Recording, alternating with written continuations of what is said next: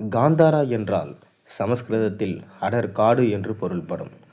அது வெறும் மேம்போக்கான பொருள் மட்டுமே என்றாலும் உடன்பொருள் பிறப்புகளின் அடர்வு என்பதே ஆகும்.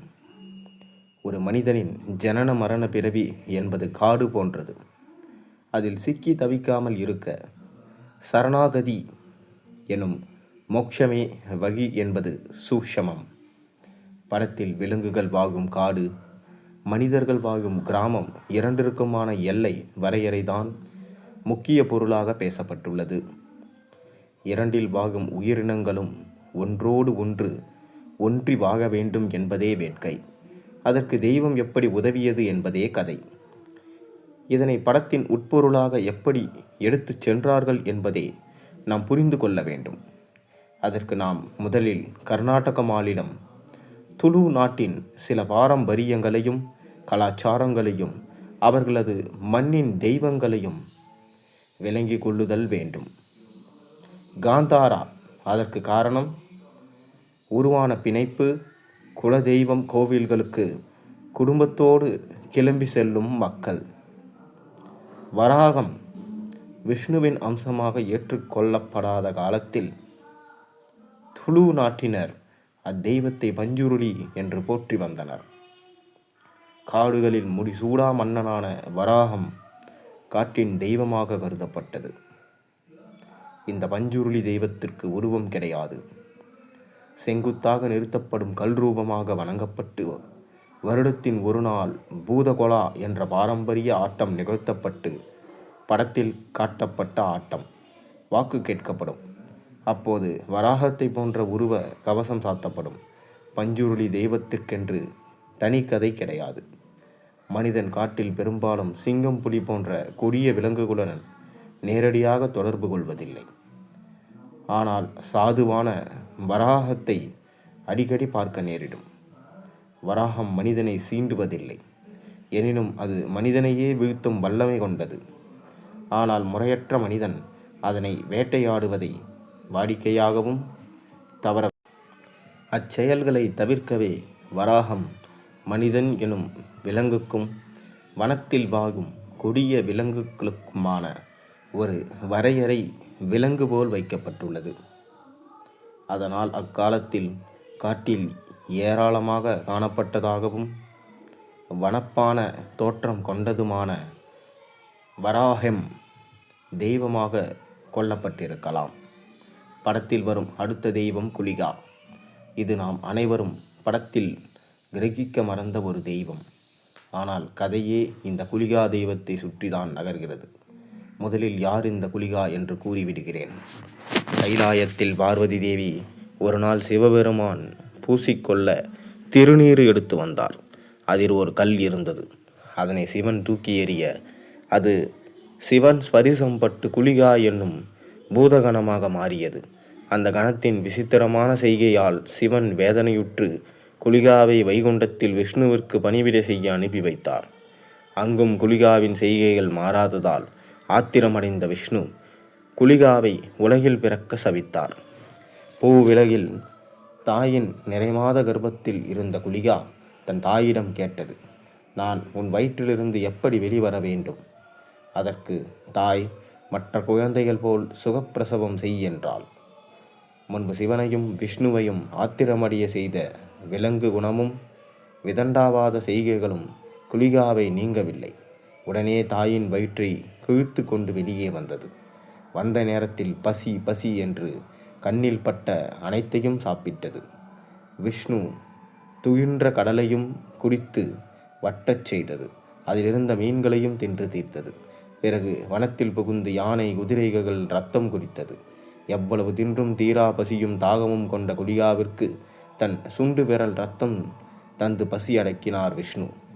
எனினும் நிலப்பிரதேசத்தின் குளிகாவை கானகத்தின் அடக்கி ஆளவே விஷ்ணு காட்டுப்பன்றி அவதாரம் எடுத்து பஞ்சுருளி ஆனார் எனலாம். அப்போது பஞ்சுருளிக்கும் குளிகாவுக்குமான சண்டை ஓயாது. விலங்கு குணம் கொண்ட குளிகாவை விலங்கு ரூபம் கொண்டு எதிர்த்தார் விஷ்ணு. இதற்கிடையே பார்வதி தேவியின் அம்சமான 7 ஜலதுர்கைகள் சப்த கன்னியார் ஒருமுறை கானகத்திற்கு வந்திருந்த போது குளிகாவிற்கு அடைக்கலம் கொடுத்து உணவளித்து சாந்தப்படுத்தினர். அப்போது பஞ்சுருளிக்கும் குளிகாவிற்குமான சச்சரவுகளை தீர்த்து வைத்து இருவரையும் அண்ணன் தம்பி போல் வாழ கேட்டுக்கொண்டனர்.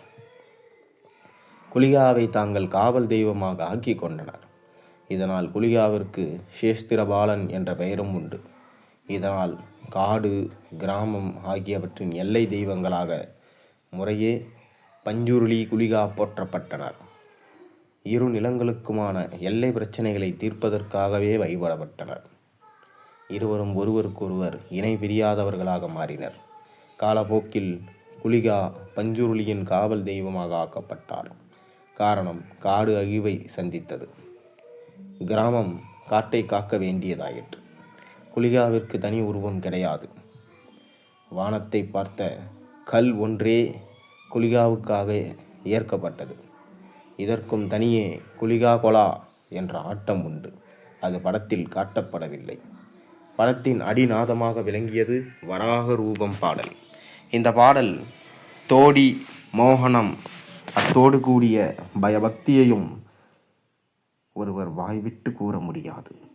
காரணம், அது ஒவ்வொரு ஆன்மாவின் பக்தியினையும் அதன் ஆழ்மனதில் சென்று கிளறியுள்ளது. அத்தனை மொழிகளும் இப்பாடலை மொழிபெயர்க்காமல் அப்படியே ஒரு ஸ்லோகம் போல் ஏற்றுக்கொண்டு விட்டது. அதுதான் இந்த பாடலின் தனித்துவம். மேலும் பாடல் மேலே சொன்ன கதையினை மிக அழகாக ஊர்ஜிதம் செய்கிறது. பாடலில் வரும் முதல் பத்தி வராகத்தை போற்றுவது ஆகும். மறைந்து போதல். பூதகொலா ஆடுபவர் மறைந்து போவது என்பது அந்த ஆட்டத்தின் முக்கியமான கட்டங்களில் ஒன்று. நிஜ ஆட்டத்தில் தெய்வம் நீங்கி மறைவதாக காட்டப்பட்டாலும் படத்தில் அமானுஷ்ய முறையில் ஆடுபவரே மறைவதாக காட்டப்படுவது மிக அருமை. அடர் காட்டினுள் பிறப்பு அடர்வு, சிக்கிக்கொள்ளாமல் இருக்க மறைவதே மோட்சம் சிறந்தது என்பதுதான் சூஷமம். சிவாவின் அப்பாவும் மோட்சம் அடைகிறார். சிவா சிறு வயது வரை நல்லவனாகவே இருந்து வருகிறான். அவனது அப்பா மறைகின்ற போது அங்கே அவரை நோக்கி ஓடுகிறான். அப்போது அனைவரும் பின்தொடர்ந்த போது அவர் மறைந்த மாய தீ வலயம் அவனை மட்டுமே உள்வாங்குகிறது. அந்த நொடியிலே குளிகா தெய்வம் அவனை ஆட்கொண்டு விடுகிறது. குளிகாதான் அது முதல் தன் தந்தையின் பிரிவு என்ற பெயரில் சிவா விலங்கு குணமும் விதண்டாவாத செய்கைகளையும் கொண்ட அடங்கா பிடாரியாகவும் குளிகாவின் குணத்துடனும் திரிகிறான். மது, மாமிசம் குளிகாவின் செயற்கரிய செயல்கள் என்று தெய்வங்களை ஆத்திரியமடைய செய்தது இவைகளே. மது அருந்துவதும் மாமிசங்கள் உண்பதும் என சிவா தெரிந்தது குளிகாவின் செய்கைகளால் தான். சிவா காட்டுப்பன்றியை வராகம் வேட்டையாடி உண்டதும் இவ்வகையாகவே சாரும். மீன் உணவு குளிகாவின் விஷ்ணுவின் கடலை உரிந்து மீன்களை உண்டது போல படம் முழுவதும் சிவா மீன்களை விரும்பி சாப்பிடுவதும் வழக்கத்தை கொண்டதுமாகவும் ஒரு சூட்சமம். குளிகாவிற்கு மீன் மிகவும் பிடித்த உணவு. பெயர். முதலில் கதாநாயகனுக்கு சிவா என்ற பெயரே குளிகாவின் சிவபூதகணம் என்று குறியீடுதான். சிவா எப்போதும் மரத்தின் உச்சியில் உள்ள வீட்டில் பெயர் கைலாயம். அது புராணப்படி குளிகா பிறந்த இடம் என்பது மற்றொரு ஓமை. வாழ்வதும் குளிகாவின் செய்கை எனலாம். சொர்க்கத்தில் இருந்து துரத்தப்பட்ட குளிகா வானுக்கும் இல்லாமல் பூமிக்கும் இல்லாமல் வாழ்வதையே இது குறிக்கும். கெட்ட கனவுகள். தன் காவல் தெய்வமான குளிகாவை பஞ்சுருளி அழைப்பதே சிவாவிற்கு வரும் கெட்ட கனவுகள். சாமியாடி தம்பியான குருவா கொல்லப்பட்ட போது பஞ்சுருளி பூதகொலா வேடத்தில் சிறைக்கு வந்து அழுது புலம்பி அழைத்தது குளிகாவைதான். தன் கானகத்தினை கிராமத்தை காப்பாற்ற வேண்டுகிறது. படத்தில் பலமுறை பஞ்சுருளி தெய்வம் வராகமாக சிவாவை நேரடியாக தொடர்பு கொள்வதும், ஆனால் அவன் பயந்து ஓடிவிடுவான். உண்மையில் அவன் வராகத்தை எதிர்கொண்டு அதனை பயமுறுத்திய பிறகே, அதாவது இருவரும் போட்டி போடும் பாவனை, பஞ்சுருளிக்கும் குளிகாவிற்குமான அடிப்படை பந்தம். சிவா தன்னை குளிகாவாக உணர்கிறான். குளிகாவிற்கு இன்றளவும் பொறி மற்றும் இளநீர் படைப்பது வழக்கம். அதுவே குளிகா பொறி இறைக்கும் காட்சி. மேலும் சிவா மேலாடை இல்லாமல் வேட்டியுடன் ஆடும் அந்த ஆட்டம்தான் குளிகா கொலா.